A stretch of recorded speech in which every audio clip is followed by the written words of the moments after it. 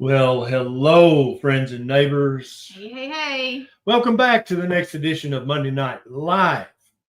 I am Dr. Ken Berry, a family physician, and this is my beautiful wife and partner in life, best friend, too. She's pretty cool. Neisha Berry. Hey, how you doing? Hey, you. What's up? What's up? I am also a registered nurse and a health coach and a breastfeeding counselor, and I run our private community, which, for the record, you cannot join right now because it's under construction for a big update and relaunch. So if you're wanting to join that, it will be back in the next few weeks. If you're already in the group, don't worry. You're still in the group. You're in the group. Been kicked out for construction. We're doing it while you're still in there, so no worries. Yes, exactly. So we'll post on all of our social media when we open the doors again. So be watching for that. Very exciting. Yes, absolutely. Big things coming for the private group. So you've been working on that all day. I've been working on that for the last 3 months, but specifically a lot today. Yes. Yep, absolutely. So for the next hour, this family doctor and this nurse are going to be answering your questions about diet, nutrition, medicine, health, lifestyle. We're not going to talk about politics, religion, or sex. We might talk about poop. We're going to talk about poop. Probably going to talk about poop, yeah. But guess what? This isn't medical advice because it's YouTube. So we're just having conversations. It's for entertainment and educational purposes only. What does stack sats mean? Oh, does anybody in the audience know? My 3 recommendations: eat meat, play in sun, stack sats. Do you know what that means? Anybody? I prefer to stack shoes. Yeah, I agree with Ellen. Neisha is our rock star. I totally agree. Y'all are so sweet. Totally agree. So if you got a question, type it into the comments. YouTube limits the comment size, so you can't type in a long question. Try not to type in a question with lots of lab results. We do that inside the private community. I'll answer lab questions, but it takes up too much time on the YouTube live. Also, we do our best to answer as many questions as possible. We cannot answer them all because there's always 1,000 plus people watching and asking questions. Already 1,000. We're just getting started. It's not guaranteed you will get your question answered, but we do our best. Yep. All right, let's go. And so when I answer a question for one person, like Michelle, whose question I'm about to answer, I answer it in such a way that it helps hundreds, if not thousands, of other people go, oh, okay, I didn't even know that was a question I should ask. So please, if you haven't already done so, look and make sure you're subscribed or following this account, depending on where you're watching it. Make sure you hit the thumbs up or the heart. That tells the algorithm that this is important to you and that you're enjoying it. And then also, please consider clicking the share button down at the bottom and sharing this on your favorite social media so that we can help reach other people who have Michelle's question, but they don't even know that there's somebody out there answering questions. All right, let's get to it. All right, Michelle says, I just bought iodine. How do I take it? Is it okay to put in my hot coffee? Yes. So iodine is a mineral. It's an element. Remember the periodic table of the elements? You can't destroy those no matter how hot your coffee is. Okay. So if you got Lugol's 2% or 5%, you can put 1 or 2 drops in your coffee to start with, not droppers full. Like a raindrop. 1 drop, 2 drops. Mm-hmm. One or 2 drops. Okay.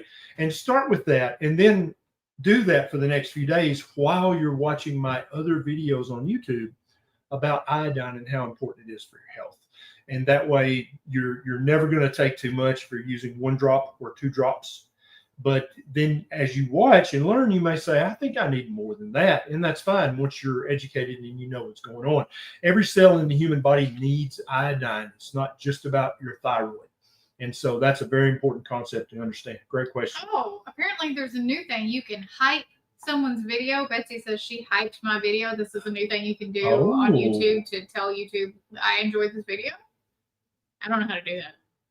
I don't know. Maybe I haven't. You know. Here's a question from Mitch. Can we stop taking Crestor after age 70 and after taking it for 40 years? So here is my doctorly advice. That's not medical advice. Some medicines you have to wean down slowly. You can't just stop them cold turkey. Crestor, Lipitor, Zocor are not like that. You can stop taking them immediately and throw them in the garbage. Okay. I'm not recommending you do that. I'm just saying there's no withdrawal. You don't have to wean it down. There's none of that kind of foolishness. You just stop taking it. And most people, when they stop taking it, they start feeling better in a few days. And they didn't know how crummy it was making them feel. Got lots of YouTube videos on my channel about the statins, Crestor, Lipitor, Zocor, and to help you kind of make up your mind. Do I want to keep taking this? Is it really benefiting me? Is it worth the copay? Is it worth the side effects, etc.? You see any good questions over there? Etc. Amanda says, I enjoy your live so much. Well, thank you, Amanda. I know you've already clicked the share button, but I hope 3 or 4 more people will click it as well and share this. Do you have a video about prostate cancer? I have a video about BPH, or prostate enlargement, and everything I say in that video also applies to prostate cancer. Keep in mind that prostate cancer is a solid tumor cancer, and all solid tumor cancers love sugar. So anything you can do to decrease your sugar intake, you're going to be effectively starving the prostate cancer. Okay. Lisa says, I give my dogs iodine in the water every morning, just like my morning water. We do too. And minerals as well. The daily minerals from Salty used to be Keto Chow. Now it's Salty. Same company. They just rebranded. Every time I make my guardian dog's food, I'll put a drop of iodine and a few drops of the minerals. Every time we fill up Toto and Lily's water bowl, we put a drop of iodine. And the minerals as well. And I put them separate bowls. I've tested it, and they always go for the one with the minerals in it. I didn't know you did that. Reverse, because we have reverse osmosis, and I think they just don't. They naturally don't want something that has nothing in it. It's that pure. Yeah. So, because dogs in the wild, wolves still in the wild, every time they drink water from a stream, a mud puddle, it's full of minerals. So it makes sense. Yeah, I like that. All right. You can do that on your own dogs and see which one they pick. 100%. You could do that. You can do that experiment. Here is Conra. How do you cure eczema? Conrad. Oh, sorry, I didn't see the capital D. So I actually have a YouTube video about eczema. If any of you guys have eczema, or you have a young person you love, because it's super common in 2, 3, 4, 5, 6-year-olds, it's 99% of the time it's food they're eating that's causing the inflammation. And most of the time it's not even real food, it's pseudo food, like the little puffs that Gerber sells, or Cheerios, or Cheerios is just a bowl full of glyphosate. You know that, right? But usually when you eliminate all the grains and all the beanie type things, and you feed them more meat and eggs, eczema will go completely away. But you can watch my YouTube video about eczema. Oh, Mary Ann shared this on Facebook. Thank you. Retired Army man, what food do you use for your dog? So he just did a YouTube short. So if you didn't know, we have hired Abby Graceberry, who is one of my bonus daughters. Dr. Berry's real daughter. 1, 2, 3. Third daughter. Yeah, she used to be the youngest daughter, but she's not anymore. She's our social media manager, and she's been making a lot of content for you guys with Dr. Berry, and one of them was what we feed our guardian dog. So you can go watch that. But Lily and Toto both get different from Dogga, who is our guardian dog, Great Pyrenees. Lily gets Farmer's Dog, and she loves it. And then she also gets scrambled egg. We have backyard chickens that produce a lot of eggs, and she gets scrambled eggs a few times a week as well, which she really enjoys, cooked in butter. Yeah, and I'm getting some kickback about my dog I'm sure you did. Video because I gave him some kibble and I gave him some wet food. You guys don't understand. This dog eats 5 pounds of food a day. If I gave him 5 pounds of meat and eggs, I mean, it'd be a lot of money. But also he gets picky too. So he won't eat the same thing. So similar to Toto. Toto won't eat dog food. He won't eat scrambled eggs. He won't eat anything that's not off of my plate. I have to trick him and put like food on my plate so he thinks it's my food and then give it to him. So he eats cat food. Yep. Love cat the food. Wet cat food. It's actual like real food. And he's a rescue. We have no idea how old he is. He has no teeth. He's at least 11. He has GERD and all kinds of and we've tried him on raw. We've tried him on Farmer's Dog. We've tried him on, he will only eat, and he does really well. And the vet is like, it's fine if he's going to eat it. It just let him have it. Okay, here is Jeff. Is it okay to mix all of your iodine? He takes 4 drops of the 2%, not droppers, but drops.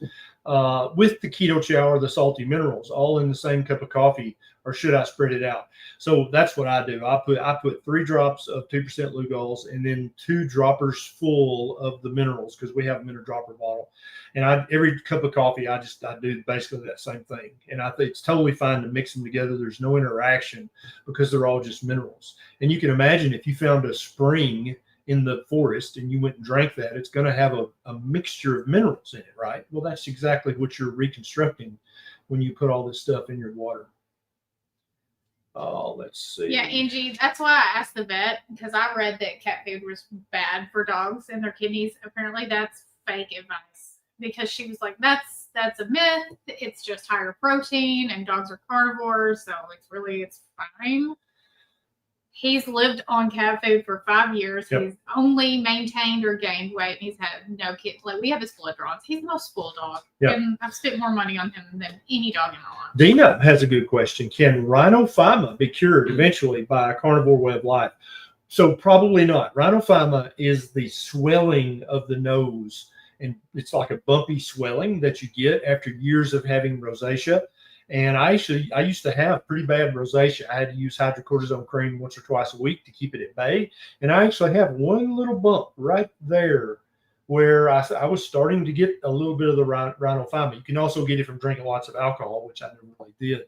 But once I adopted meat-heavy keto, and then I'm now carnivore, all the rosacea went away, and I haven't gotten any new bumps, and this bump hasn't gotten bigger. So I don't think, just from understanding the pathophysiology of rhinophyma, I don't think you can reverse it after it's there.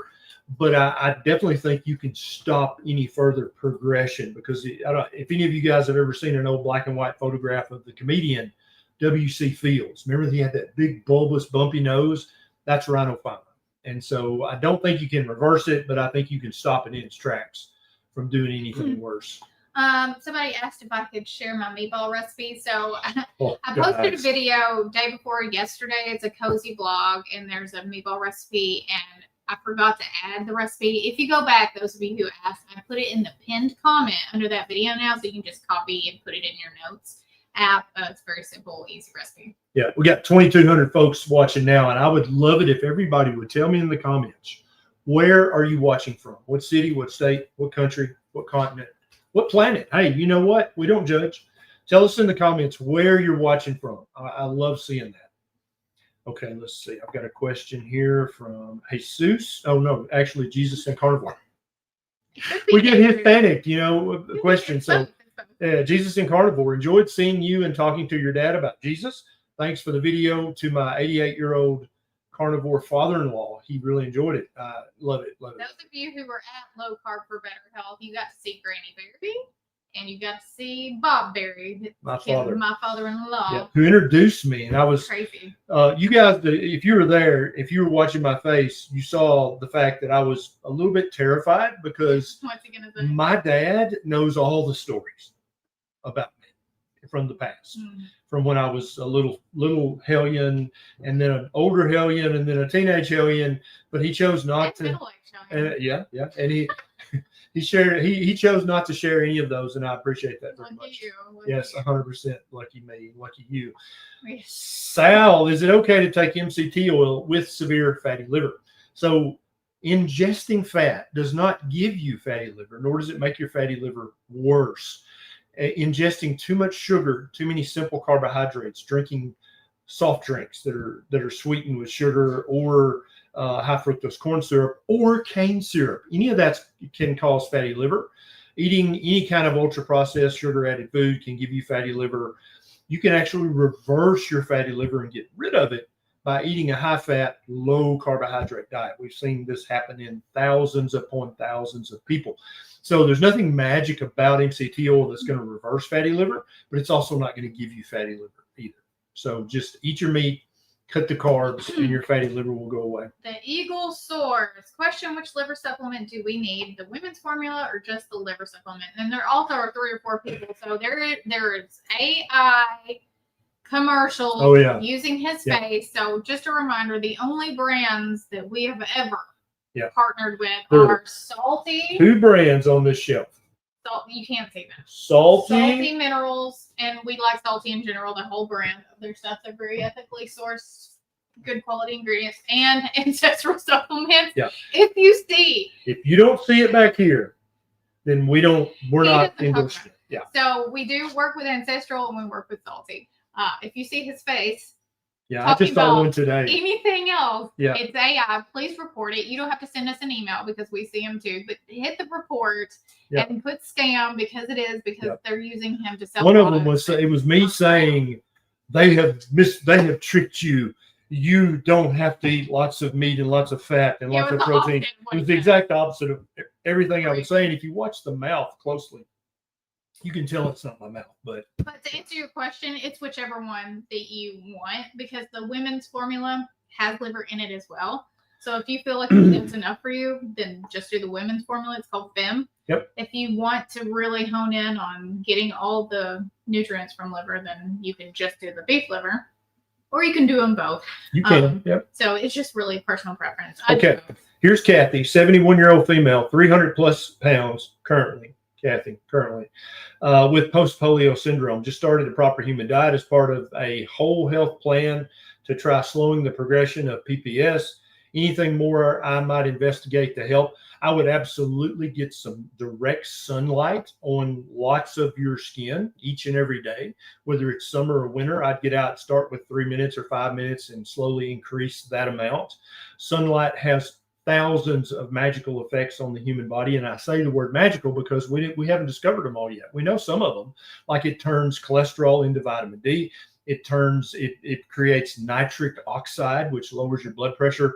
But yes, Kathy, absolutely. Eat a proper human diet, very clean, live a proper human life, get your bare feet on the soil, get out in the sunlight, be out in the greens and the blues of nature. This is where humans came from. Our body is much more comfortable. It helps lower your levels of stress, lower your cortisol, make you feel happy and healthy at home. And so, yes, proper human diet, proper human life. And I don't think you're going to reverse this or cure it, but I think you can very much slow down the progression. Let's see. Kathy, the one of him talking about the opposite, that was the funniest one. Poorly done. Yeah.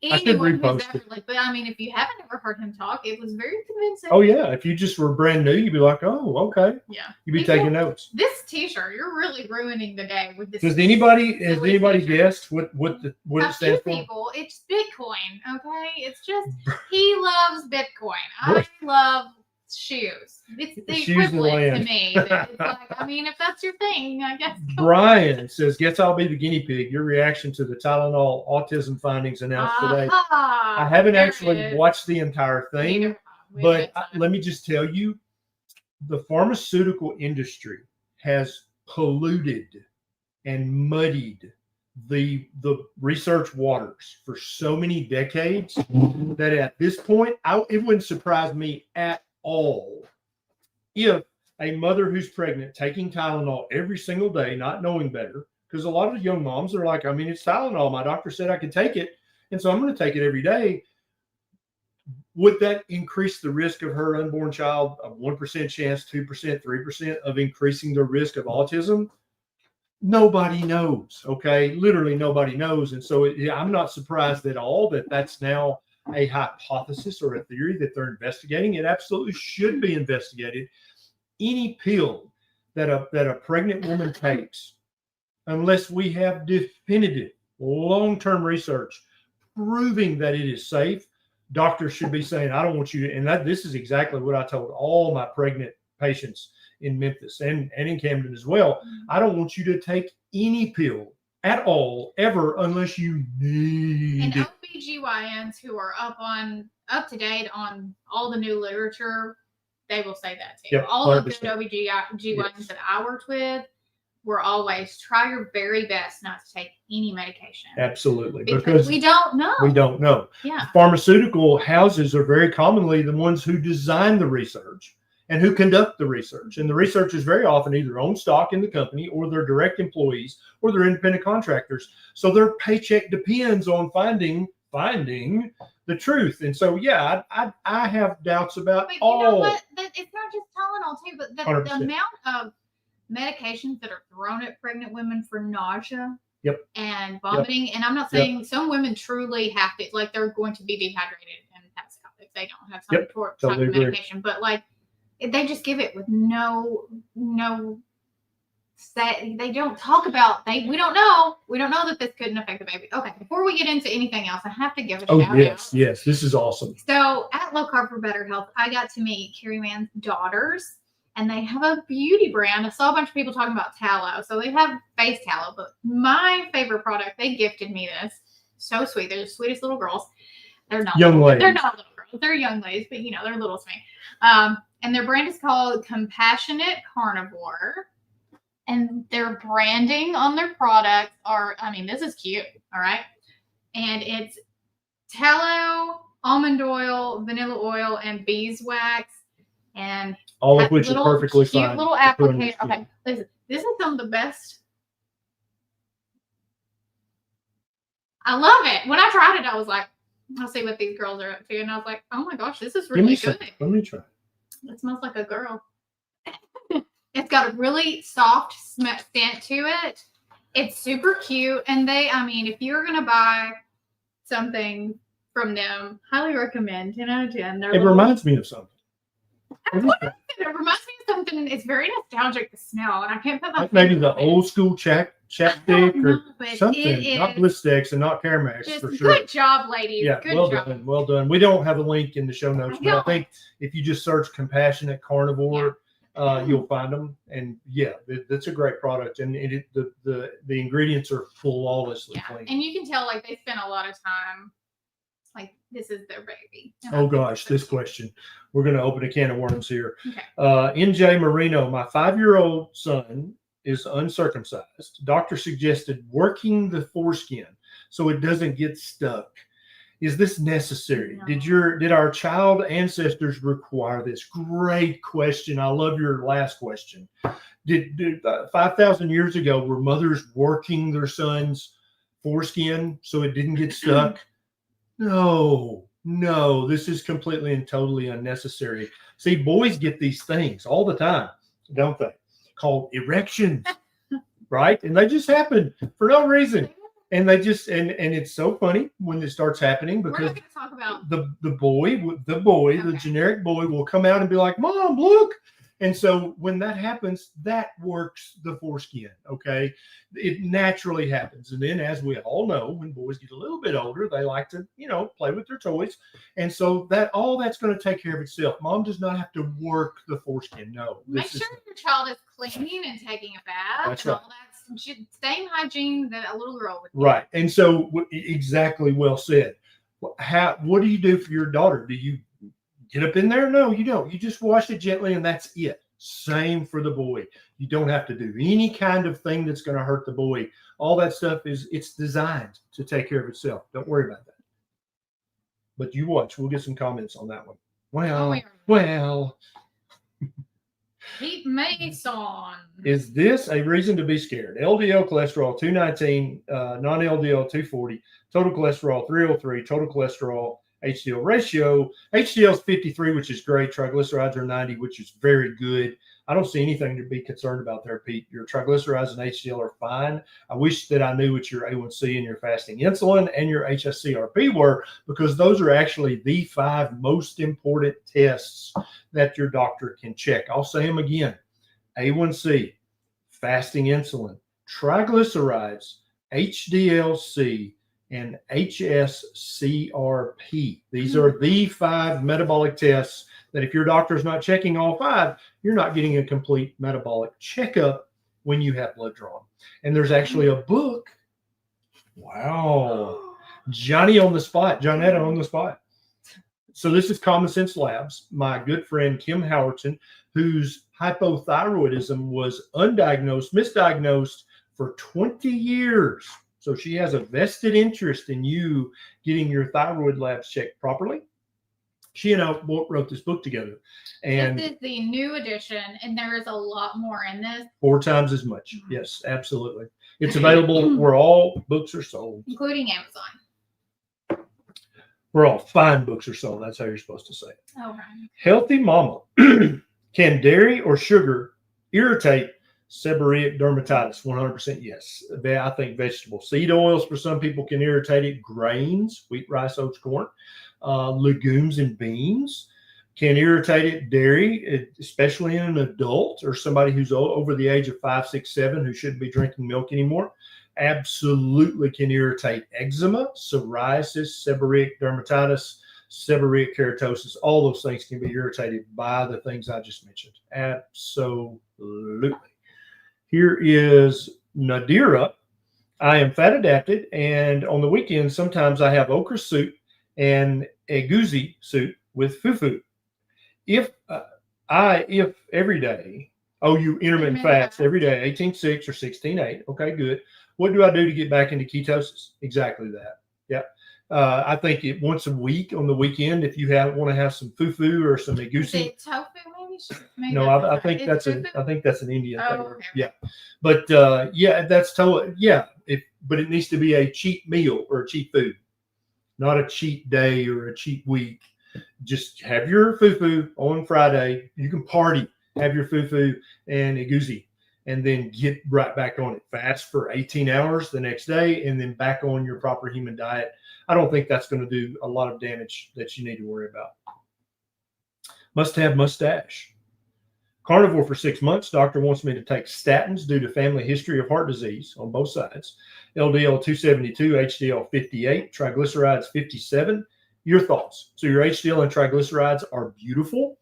The biggest risk factor for having a heart attack is not high LDL cholesterol. It's having an elevated A1C or an elevated insulin level or an elevated CRP. Those are the 3 tests you need to focus on. Your triglycerides and HDL are beautiful. You got nothing to worry about there, but you need those other 3 labs checked. LDL cholesterol, the more and more research is coming out. I just interviewed Dave Feldman today, and I'm going to post it first thing in the morning, talking about the lean mass hyperresponder studies. LDL cholesterol is in no way associated with building up plaque in your heart arteries. It's just not associated with it. Neither is ApoB. And so be watching tomorrow. If you're not already subscribed to this channel, subscribe and hit the notification bell so you'll get a notification when I post that. Because if you have high LDL, I understand you're worried about this because your doctor's scared the living dog crap out of you about your high LDL. But the more you learn, the more you read, the more you listen, the more you're going to go, so that's not really that important at all. Actually, what's really important is my prediabetes or type 2 diabetes or my high A1C or my hyperinsulinemia. Correct, my friend. That is correct. Maybe a really high LDL is a tiny risk factor for heart attack, but it pales in comparison to prediabetes, type 2 diabetes, high A1C. It's just not even in the same ballpark. What do you got over there, Dawn? Oh, and she said that it is an African dish, kind of like African. Okay, gotcha. I love the name of it. Here's Boomer Sun 2 Wheels. Is carnivore safe with a CAC of 1800, asymptomatic? A carnivore diet is part of a proper human diet, and therefore a carnivore diet is safe for any human being of any age with any CAC score. If your CAC score is 0 or if it's 5,000, it is safe. It's still safe. It's the safest option is for you to eat a proper human diet. So the proper human diet spectrum is low carb with real whole foods, keto with real whole foods, ketovore, or carnivore.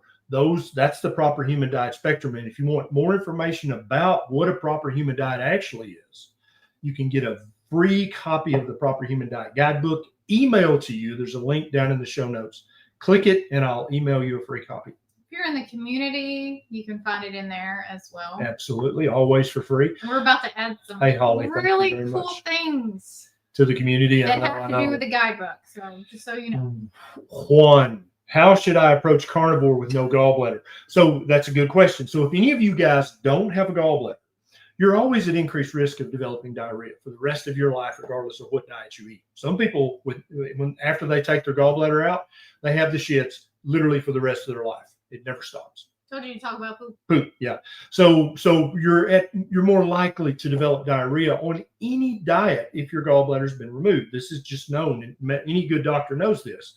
So if you're going to adopt carnivore, I would do it slowly. I would just go low carb and then keto, maybe 2 weeks low carb, 2 weeks keto, and just keep bumping up the fatty meat, keep bumping down the veg and the other carbs until you're on carnivore. And if you do it slowly like that, you're not going to have any meaningful diarrhea to speak of. If you want to adopt carnivore overnight, there's no danger. It's not dangerous at all. It's very safe, but you might have a week or two of the squirts.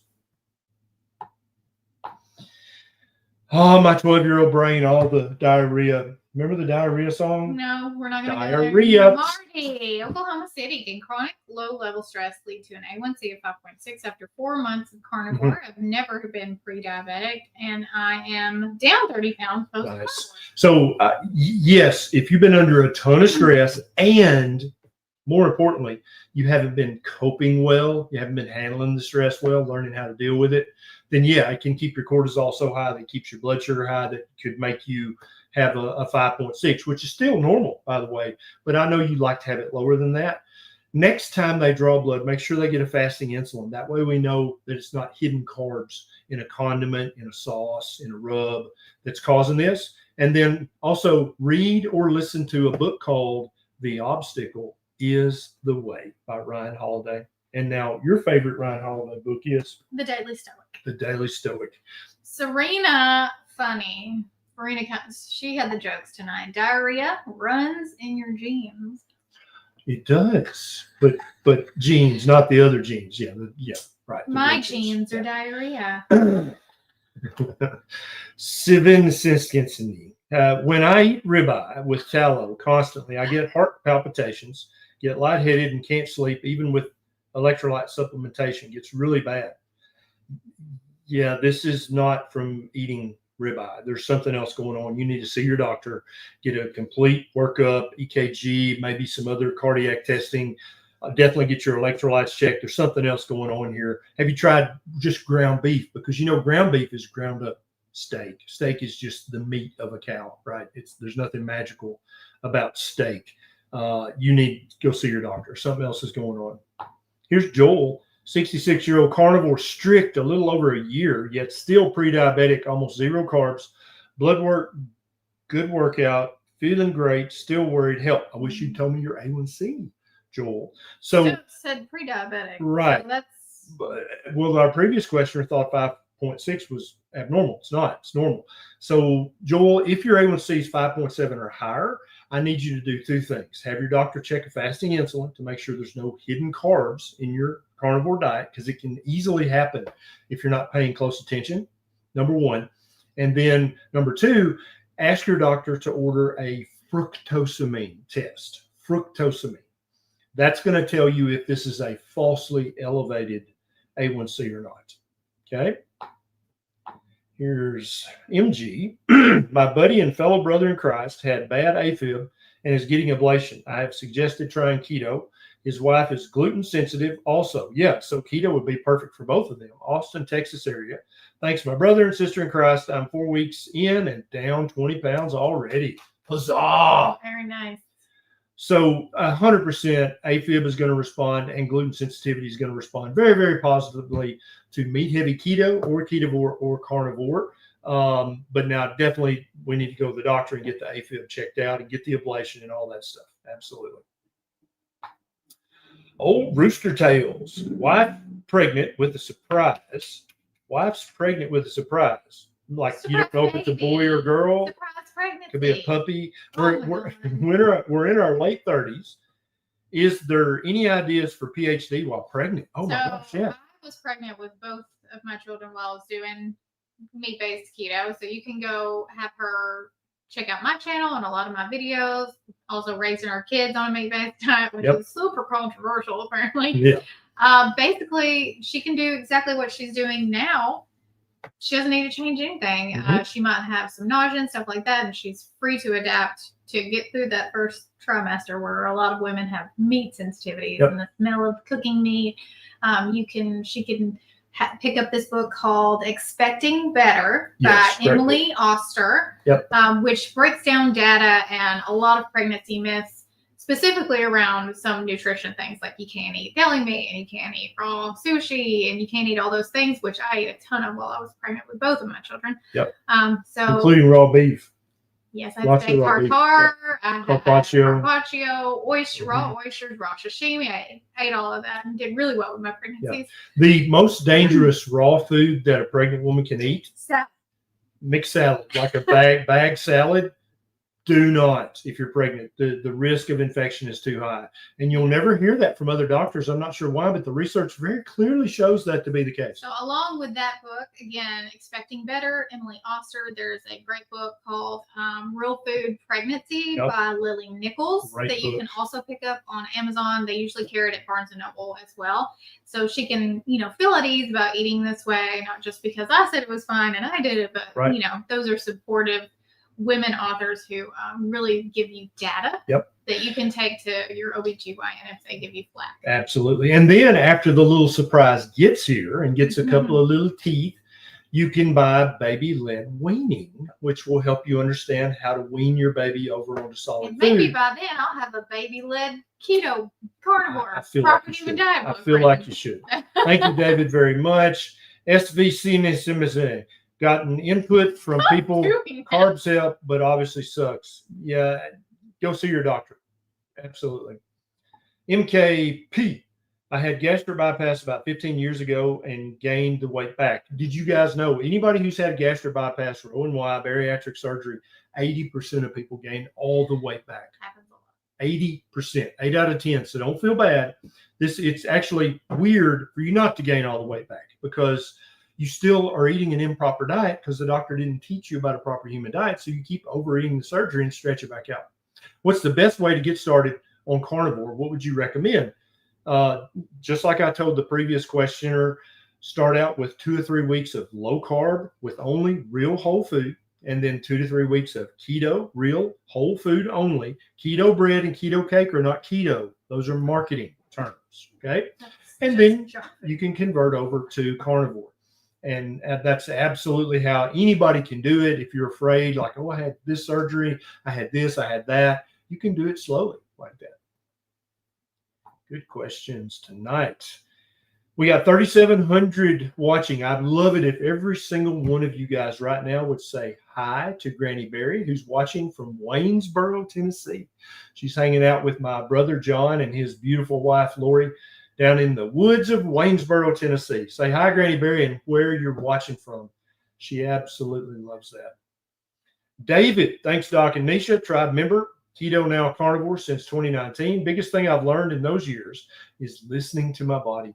Our bodies are way smarter than we've been taught. This is words of wisdom from David right here. I know you. I'm looking at you. You're sitting there going, you don't know my body. Yes, honey. Your default setting is good health. Right now, it don't feel like it because you've been abusing your body for decades with the junk food that you've been eating, even if you were convinced that it was actually healthy food. It's not. It wasn't. It was bad. And it caused damage. It caused inflammation. Okay? Yes, thank you so much for that comment, David. Absolutely true. Tai, carnivore and entered a very stressful time. What is the best way to avoid cortisol spikes while staying carnivore? So eating a carnivore diet doesn't raise your cortisol. Is that a new myth that's going around? I know, but I saw another question that kind of implied that. A carnivore diet is going to actually cause you to have more low, normal, healthy cortisol levels.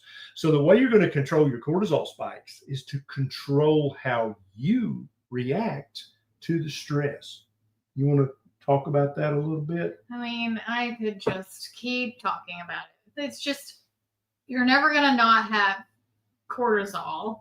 That is a normal thing for your body to produce. Correct. So what you want to do is have the lowest cortisol spikes, right? So this is a process. You don't just wake up one day and know how to manage the drama and trauma and everything. Of being a PhD. Of being a person. Yeah. Okay. And then you have to just continue to work at it. So the number one thing is, if you can't get behind stoicism because you think it's woo-woo or whatever, Mel Robbins has watered it down and rebranded stoicism and she calls it the let them theory. Okay. Let them. She literally is stoicism, right? But it's stoicism that people can tolerate because it's not called stoicism. Let them means whatever it is that's going on, if you cannot control that, you let it happen. Let them say, let them whatever. You have to just focus on what you can control. And one of the number one things you can control is what you put in your mouth and what comes out of your mouth. So focus on what you can control. And like I said, it's a process. It doesn't 100%. happen. It takes practice, just like any other skill. You have to practice. This next question literally speaks to the ignorance that pervades modern medical care. Listen to this. Jennifer, having robotic Morgagni hernia repair Thursday. Doc has me drinking shakes to help my immune system pre-surgery. First ingredient is sugar, and it contains corn oil. Just venting. Arg. Yeah, this is ignorance that was rolling out of the mouth of your doctor. There is no shake that's going to turbocharge your immune system, especially a shake full of sugar and vegetable seed oil. This is idiocy. It makes me want to cuss just a little bit. Doctors don't know better than this. The rep for this shake company came by. He brought lunch. It's probably something really good, like Five Guys. All you can eat. I'll feed the whole staff. Let me tell you about this shake. And the rep was very attractive and articulate. It smelled nice and dressed nice, and developed a friendship with that doctor. And that doctor's like, oh. And so now the doctor's prescribing every single patient who's going to have surgery a melted milkshake with some corn oil added. That's effectively what this is. This is foolish. Do not drink this. I think you already know. I think you know that, Jennifer. But for everybody else watching, if your doctor says, here's a shake that's going to somehow improve your health, if the number one ingredient is sugar or corn syrup, that's literally, you might as well eat Lucky Charms. This is so dumb. Oh, I'm sorry, Jennifer. Let me apologize for all doctors out there who say stupid stuff like this. Here's Hull. Hello, doc and nurse. Thank you for helping tens of millions of people, including me. My question is this. Do you recommend the shingles vax for your patients over 50 years of age? So here's my answer. Maybe. This is Lily, our standard poodle. She's not what's the term that triggers you? Doodle. She's not a doodle. She is a standard poodle. And she is a wonderful dog. She's so loving. She's so sweet with the children. So if you're over 50 and your dog's hounding you to get the shingles vaccine, first question, have you ever had shingles in your life? If your answer is no, then don't get the vaccine. Okay. Shingles is caused by the chickenpox virus that reactivates. It's living in your body right now if you had chickenpox in your past or if you got the chickenpox vaccine sometimes. That's number one. Wait until you have an outbreak, because about 1/3 of people never have shingles their entire life. So why would you take the vaccine if you're never going to have shingles? Wait till you have an outbreak. If you have an outbreak, about 1/3 of the people have it, and it's a very mild case. They're like, that was nothing. You still don't need the vaccine. Who cares if you have that every 2 or 3 years? About 1/3 of people have a severe shingles outbreak. When that heals up and the scabs fall off, get the shingles vaccine. That way, it'll make it less severe and much less likely that it'll ever come back. So many vaccines, doctors just blanket promote. Everybody needs this. And that's not critical thinking on the doctor's part. Hope that helps. Here's Kels. I have severe bowel motility issues that cause recurring AKIs. How can I manage both? Doctor has been not helpful. So what you want to do is you want to eat a diet that does not cause inflammation in your gut, and that also causes the minimum amount of stool to pass through your large intestine. Uninflammatory, minimal amount. Guess which diet does both of those things? Vegan. No! A carnivore diet. You're going to poop 80% less volume of poop because there's no waste in it that your body can't digest. And it's the most uninflammatory diet that you can eat. Try it and just see how it works for you. I think you'll be very happy. I have to get to this because I love it. Okay, so Lynn Tucker says, Neisha took our carnivore dachshund. Is it dachshund? Wiener dog. Wiener dog. To the vet. No more heart murmur. And he wouldn't eat their treats. He's carnivore proud mom. So this happens to me anytime I take Lily or Toto with me around to do errands. Sometimes they like to ride in the car. We'll go to the bank and they'll say, can your dog have a treat? And I'll say, oh, yeah, sure. And I put it in front of them and they go, I don't want that, because they get freeze-dried liver, pig ears, like real dog treats. They're like highly nutritious even. And they won't take a treat at the vet. They won't take one at the groomer. Everybody's upset because they're like, "Why won't they take this treat?" True story. They get good ones at home, and yours are crap. I don't know what to tell you. One day, Lily was with me at the bank, and so the lady gives it, and I'm like, the social pressure. Lily's looking at the woman. I'm like, "Here, Lily," and so she like takes it begrudgingly in her mouth. And as soon as we drive away, I'm not making this up. As soon as we drive away, she goes and just spits it out on the floor. Yeah, they won't eat. It's like good manners, first of all, right? She is a good mannered dog. Yeah. She was like, "Thank you." Yeah, exactly. Okay, here's macro trends. I'm day 4, full carnivore, meat, eggs, and salt only, no dairy. I'm feeling quite backed up and have only been to poop once in 4 days. Is this normal? Maybe. So what do you mean by I'm feeling quite backed up? Are you having belly pain, fullness? Are you straining? Are you having bleeding or pain, rectal pain? If so, you may be constipated. You may need to take something temporarily for that. But if you're telling me I'm not pooping nearly as much as I used to, that's because that 100% of the food you're eating on a beef and egg diet, that's 100% absorbable nutrition. You're not going to be having routine once or twice a day gigantic poops anymore. That's not going to happen. Julie says, "I saw the animal documentary and it was excellent." So if you didn't know, you can watch that now. It's on Amazon Prime, I think. Amazon Prime. Yep. And it has Dr. Berry, Dr. Chafee, like a bunch of, Sean Baker, bunch of people in it that you would know. So if you want to share this information with a friend, it's a very good documentary to trick them into listening about carnivore. Yep. So here's a good question from Deborah. Can I take iodine with a hiatal hernia? So regardless of what medical condition you have, you're still a human being and you need a daily source of iodine in your diet. Okay. Iodine is good for you. It's not bad for you. There's no medical condition, even thyroid cancer, hyperthyroid, Hashimoto's, you still need a daily source of iodine in your diet. I don't care what your doctor says. Your doctor's wrong. Also, if your doctor told you you're allergic to iodine, that is a lie. You're not allergic to iodine. Come at me in the comments. Tell me that you are, but I'm telling you that you're not. And once you've watched my iodine videos, you'll go, "Oh yeah, no, I see what you're saying." Yeah. There's a difference between betadine. That's right. And iodine, and a difference between contrast dye. For an IVP or a CAT scan. And iodine. But that's not made clear. That's not your fault. The doctor did not inform you of the difference between the two. Every human being, without exception, needs iodine and benefits from getting plenty of iodine in their diet or as a supplement. Here to hear. What's your brand of iodine that you use? We use Lugol's. It's J. Crow's. But 2%. we don't get any money from that. Yeah, you can use any of them. They're all fine. I think some of the coaches use a different brand. Alyssa, if you want to post a link. Do your own research also. This is YouTube. That's right. This is one step of research. That's and right. then you're going to take this information. You're going to do another, hopefully, several steps of research. I love it. On your do some experiments. This is YouTube. And I feel like people forget that sometimes. Target Prime Rib. Hello, Dr. Berry and Neisha. I like your shirt. You just like it. You don't love it. I feel like you love it.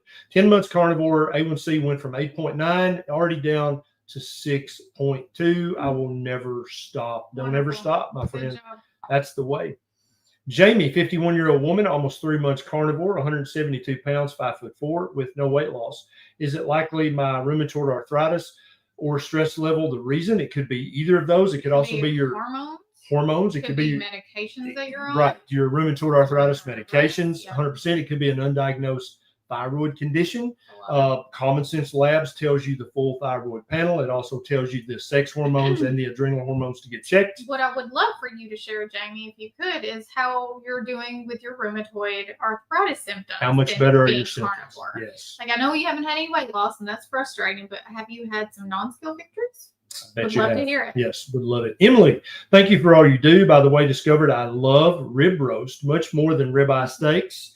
Bonus, so much easier and less cleanup. I eat for 4 days. Must be nice. I can't cook anything in this house and have something to eat for 4 days. I don't know how much meat you'd have to cook for it to last 4 days in this house. She'll say, I'm going to bank up a bunch of bacon because we get low on bacon grease. And she'll cook 3 or 4 pounds and she'll be like, that'll last us. And then by the end of the day, I never say that anymore. I saw that. She said said that it was sarcasm. one time, Right. and that was That'll last us like yeah, bet. very sarcastic. Bet.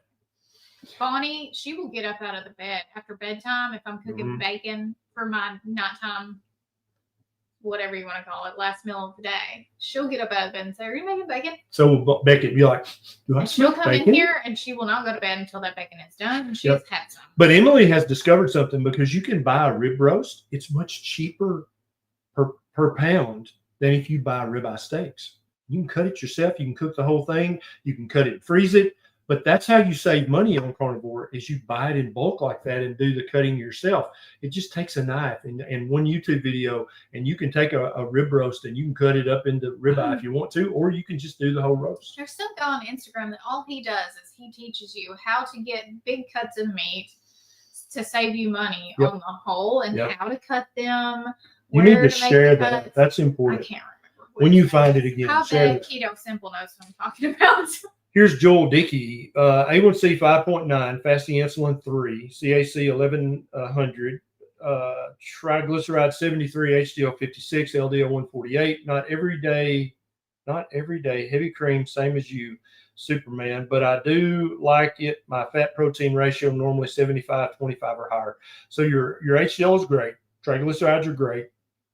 A1C is still a little high. I don't know where you're at in your journey. Your fasting insulin is great. CAC, you can't do anything about. That came from decades of a bad diet, maybe smoking, maybe drinking, maybe other stuff. I don't know what you did in the past, Joel Dickey, but your current diet is not causing your CAC score to go up. You're doing exactly what you need to be doing. Keep it up. Casey says Butcher Wizard here on YouTube. Butcher Wizard does it. Okay. I don't know if that's the same guy, but someone else is doing it. Because I know if you didn't grow up in a butcher's family, you're like, I don't know how to cut meat. I don't know what part of the cow this came from. Right. But you can learn. It's easy. You're smart. You're an intelligent human. We are living in the most amazing time to learn anything. It is 100%. All you got to do is put a little bit of effort in by going to your phone or your laptop and just tick, tick, tick. All you got to do is type it. How in the world? Teach me how to butcher. Watch a few minutes of videos or a few hours of videos. It's free. You can learn how to butcher a cow. Not that you need to. Most people aren't doing that, but you can learn what it looks like, what the different parts are, how to go to the butcher shop, where the local butcher shop is. Is there a local butcher All these things are learnable and knowable and understandable. You can do it. And there's no excuse. I believe in you. There's no excuse. Zero excuse. Wallflower. I am taking a total of 1,500 milligrams of metformin ER, extended release. My last A1C is 6.4. I want to replace the metformin with berberine. Doctor will not help. Can you? Yeah, just switch over. That's all you have to do. And that's going to help keep your A1C about 6.4 or maybe drop it to 6.3. But I want you to also switch to berberine and then adopt a proper human diet. Very, very low carb. You're going to get your A1C will be back to normal with or without the metformin or the berberine. You don't need either one, but I would take the berberine until it's down to 5.6. I need you to move out of my way. Yes, ma'am. Please. What? Jamie. Okay, so one who was talking about no weight loss, she just dropped another comment. So the woman with rheumatoid arthritis does not have any weight loss. She has dropped all of her meds early this year, including Humira, Lyrica, and duloxetine, and she feels great. No more swollen hands and major pain. So congratulations. That is amazing. That's so good. Again, go look into your hormones and stuff like that to see if maybe but I feel like it may be just give it a little bit more time. Mikey T, your numbers look great, my friend. No concerns at all. Christina, does this make sense as a potential cause of autism? High carbs, fatty liver, high estrogen, low iodine, thyroid, ADHD, autism risk in fetus. There's probably multiple pathways like this. Is Tylenol playing a role? Who knows? We need real research. Is low iodine? This is a huge deal for the developing human brain. If you don't have the proper amount of iodine as an infant and a baby, the research in Europe is very clear. You can lose 5 to 15 IQ points if you're drinking fluoridated water and you're not getting enough iodine. Huge deal for brain development. And the lower your IQ, the more likely you are to have other brain issues. So yes, this and many other pathways have got to be investigated by real objective scientists who are not employed by the drug company that's trying to get an FDA approval for a drug. How did we go down this road for so many generations, so many decades, thinking, well, we'll just pay Pfizer to research this Pfizer drug. We'll just let them do the research and we'll just trust them that they didn't muck around with it. Human nature, folks, come on. When you go to a mechanic and he says, oh, your engine and your transmission are shot, do you just get out your checkbook and say, okay, replace it immediately? Yes. Nobody does that. You're like, dude, I'm going to go get a second opinion. I don't trust you. But if it's Pfizer doing it or Merck or Eli Lilly, we're like, no, trust them. They're godlike. You can't question them. On what planet can we not question billion-dollar pharmaceutical companies? I don't think we is the appropriate. We as in humanity. I know. It's like, oh no, oh don't. That's conspiracy. You can only do what you can do. And questioning things, each of us questioning is the best way to get change. But it's going to take decades. Yeah. Oh, here's Jamie, the follow-up. So anybody with rheumatoid arthritis, or you know somebody, you love somebody with rheumatoid arthritis, take a screenshot of this comment right here and show it to them. She's been carnivore for 5 months. Is that what she said? 3 months. And she's off all of these medications. I think it's what she said. 3 or 5 months. So screenshot this and send it to the person that you care about who has rheumatoid arthritis. Rheumatoid arthritis, that's Michaela Peterson put her rheumatoid arthritis into complete and total remission. So many thousands of people have done this. Okay. Also works for ankylosing spondylitis. It works for osteoarthritis. It works for many joint conditions. Just try it. 90 days, beef, butter, bacon, and eggs. I'm about to get hungry. I've been talking I'm about about bacon. to get hungry too. Thank you, Mark, very much. Let me go back over here and see if we got some more questions we can answer. He's interviewed Michaela multiple times. 2 times. You've been on her channel. She's been on your channel. So if you just look up Dr. Barry Michaela Peterson, one of those should pop up if you want to listen to a full podcast. Let's see. You see a good question over there? So many comments. I love it that you guys are commenting and chatting. Okay, here we go. Okay, so here's a good question from Donna. Could the amount of carnivore food cause weight gain? If I don't stay around 1,200 calories, I don't lose weight. So the calories are meaningless. That has nothing to do with the amount of food you're eating. You're hitting the right note there with the amount of food you're eating, but the calories has nothing to do with the amount of food you're eating. Calories is a measure of heat energy. It's not a measure of amount of food. So yeah, if you just eat until you're comfortably stuffed on a carnivore diet and stop, you're going to either gain weight up to your ideal body weight or lose weight down to your ideal body weight. But if you eat till you're full and then you keep gorging yourself for some psychological reason, and you just eat too much total food, yes, you will gain weight on carnivore, 100%. Yes, on keto, ketovore, low carb, you can do that on any proper human diet. If you just force yourself to eat past the point where your body's saying, hey, you're full, stop eating. Somebody asked what I'm drinking, and then somebody said, is that a Diet Coke? It's not. It's a LaCroix, but like tangerine. It's one of the flavored ones. I also do the unflavored, also like Waterloo, and I also like Diet Coke. Michelle says, Neisha, how's your weightlifting journey going?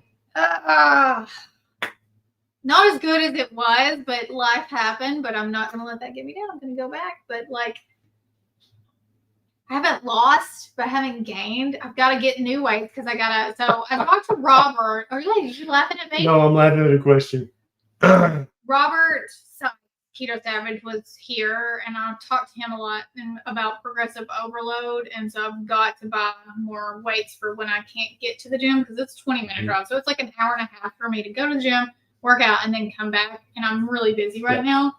So I have to get heavier weights because now what I've got is not enough. Yeah. So Amanda says, do you remember climbing in a doghouse with a German Shepherd named Caesar in Hornwall? Oh, God. Yes, Amanda, I do. So just for the record, for future, any of you guys, if you ever meet up with somebody from Hornwall, Tennessee, and they're like, oh, yeah, I grew up with Dr. Barry. I know him. Let me tell you a story. They're full of crap. None of that stuff is true. So, yeah, I did that. Moving on.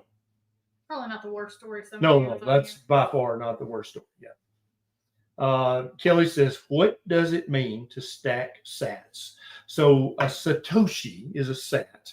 It takes 100 million Satoshis to make one Bitcoin, and there are only 21 million Bitcoin in the world. And so stacking sats is buying a few Satoshis, because who can afford a full Bitcoin now, right? And so you stack sats. You buy a few Satoshis, which are called sats in the biz. That's what this means. So you eat meat, that fixes your body. You play in the sun, that fixes your body and your soul. Then you stack sats, that fixes your finances. Oh, I heard something. Oh, here's a question you'll love. Patricia, what do you think of creatine for women in menopause and postmenopause? I can't talk about that, but that's a 30-minute topic, and we are working on doing a video specifically about video coming. Not just creatine, but creatine specifically in postmenopause and menopausal women. So, Patricia, we're going to circle back to that very soon. Good question. Our kids are about to pull in the driveway. But so let me just say this for everybody hanging on the edge of their seat. Meat is full of creatine, but we are going to make a video. That doesn't answer her question. I know, but a lot of people don't realize that. They think you have to take a supplement. You don't. There's creatine in meat, but we're going to make a video and explain it in detail coming up in the near future. That's all we have time for this evening. Thank you so much for the super chats, for hanging out with us, and definitely thank you for sharing this video. It's not too late to click the share button and share it right now. I'll be live again tomorrow at 4 p.m. Central inside of our private community. I wish you could join, but it's closed for new members right now. But as soon as we open it back up, we will post it all over our social media so that you can get in there before we close it again. Yep. Okay. Love you. Mean it. Come hang out with me if you like normal stuff. Huzzah. See you next time. Eat meat, play in sun, stack